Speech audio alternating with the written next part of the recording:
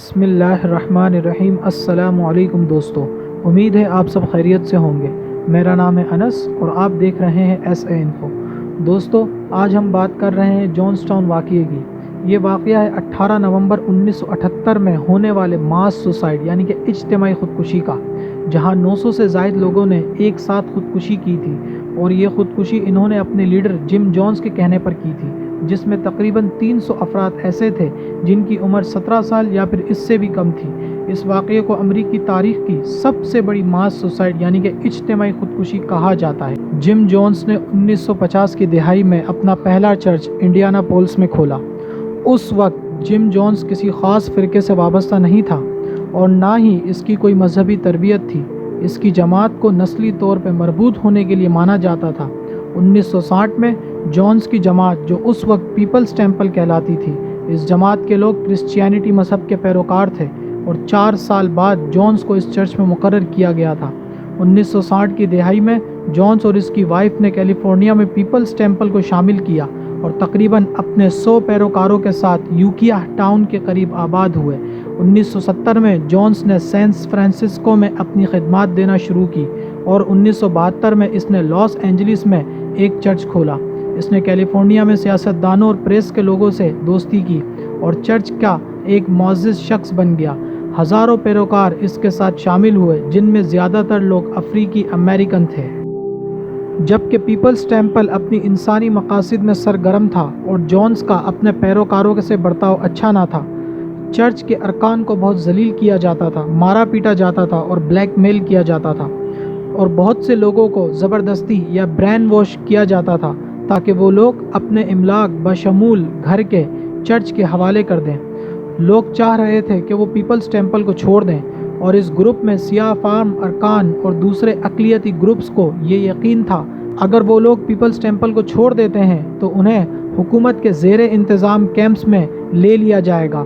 1977 میں جب پریس کے ارکان نے جونس سے سوالات پوچھنا شروع کیے تو وہ اپنے بہت سے پیروکاروں کے ساتھ جونس ٹاؤن چلا گیا اور ایک کمپاؤنڈ میں رہنے لگا جسے وہ تقریباً 3 سے 4 سال سے بنا رہا تھا۔ 1978 میں ایک امریکن کانگریس مین لیو ریان نے پیپلز ٹیمپل کی سرگرمیوں اور جونس ٹاؤن کا معائنہ کرنے کے لیے گیانا کا سفر کیا۔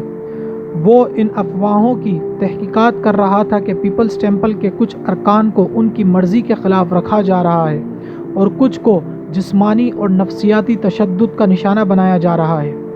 گیانا کے دارالحکومت جارج ٹاؤن کا سفر کرنے کے بعد 17 نومبر کو ریان جونس ٹاؤن پہنچا۔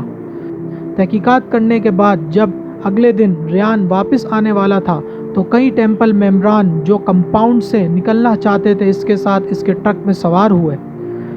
گاڑی کے کمپاؤنڈ سے نکلنے سے کچھ دیر پہلے کمپاؤنڈ کے کچھ لوگوں نے ریان پہ حملہ کیا، لیکن ریان اس حملے میں محفوظ رہا اور ریان ٹرک پر سوار ہو کے آگے بڑھتا رہا۔ اس کے بعد کمپاؤنڈ کے کچھ لوگوں نے ایئرپورٹ پہ حملہ کیا، جہاں سے ریان اور اس کے ساتھ جو لوگ تھے انہیں وہاں سے امریکہ کے لیے روانہ ہونا تھا۔ ریان اور پریس کے 3 ارکان سمیت 5 افراد کو گولی مار کے ہلاک کر دیا گیا اور 11 لوگ زخمی ہوئے۔ ان ہلاکتوں کے نتیجے میں جونس نے کمپاؤنڈ کے باہر ٹیمپل کے ارکان کو خودکشی کرنے کے لیے احکامات جاری کیے اور فوراً کمپاؤنڈ میں اپنے انقلابی خودکشی کے منصوبے کو نافذ کیا۔ انہوں نے پھلوں کے جوس میں سائنائڈ، ٹرینکولائزر اور دوسری ادویات شامل کر کے اسے پہلے بچوں کو سرنج کے ذریعے پلایا اور پھر اسے بالغ افراد نے بھی پی لیا، اور جونس خود بھی گولی لگنے سے مر گیا۔ گیانا میں چرچ کے 100 سے بھی کم ارکان اس واقعے سے بچ گئے۔ زندہ بچ جانے والوں کی اکثریت یا تو اس دن منحرف ہو گئی تھی یا تو جارج ٹاؤن میں تھی۔ اس واقعے کے بعد پیپلز ٹیمپل کو توڑ دیا گیا اور اس واقعے میں تقریباً 900 سے زائد لوگوں نے اجتماعی خودکشی کر کے اپنی جان گنوائی۔ اس واقعے میں ایک شخص جس کا نام لیری لٹن تھا، اس شخص پر 18 نومبر کے واقعے میں ملوث ہونے کے الزام میں امریکہ میں مقدمہ چلایا گیا۔ اسے ریان کے قتل اور امریکی سفارت خانے کے اہلکار رچرڈ ڈیویر کے قتل کی سازش کرنے اور مدد فراہم کرنے میں مجرم پایا گیا تھا اور اسے عمر قید کی سزا سنائی گئی تھی، حالانکہ اسے 2002 میں رہا کر دیا گیا تھا۔